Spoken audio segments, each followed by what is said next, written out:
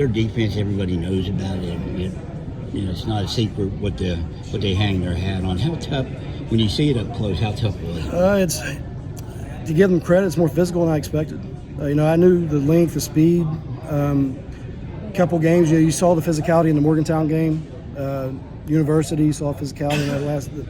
Coming down to the Bluefield and the James Monroe game, I didn't see it anyway on film, which is hard to gauge on film.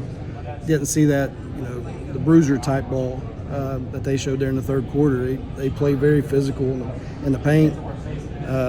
Defensively, getting up on us, that length and the physicality in the front court, it was a challenge.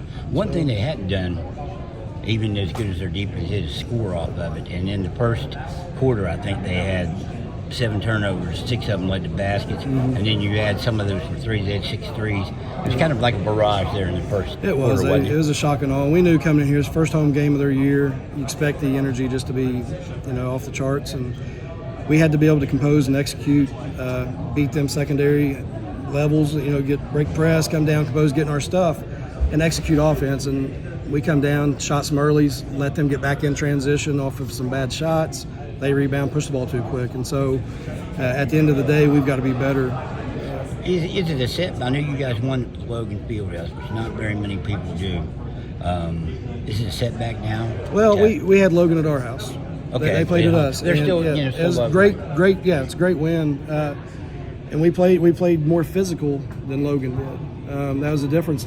And we have to establish inside. It's just the way that we like to play, get and step into shots. And tonight, we just couldn't get those paint touches. They covered the gaps really well, and so it's that's why I was just sharing with gentlemen before you. We turn around, play Ripley on Friday at home, and then turn around and go to Scott, and then Hurricane comes in. So all ranked teams. Yeah, all ranked teams. It's just not you don't get many nights off. I think we've got one of the toughest schedules in the state. But at the end of the day, we're all playing for Charleston to get better. And so coming here, playing in a great environment with some great talent, great coaching, it's what we want at this time of game. Do we expect to walk out of here, with the result that we had tonight? No. I felt that we kind of let them things slip that we shouldn't have. It's tough to, when they get on that roll, but you guys did recover a little bit. You got it back down to 12. Mm-hmm. Was it just after that you just weren't making shots? Because everything slows down, in the flow of a game, it goes back and forth. That second quarter, that they jumped up. We got it back down to 12 with the possession. We hit a three, would bring it down to single digits going into halftime. That's a big swing. But we were able to kind of come down. We started beating their press on the backside. We started slowing the game down, started executing offense. And we did it for about 4 or 5 minutes.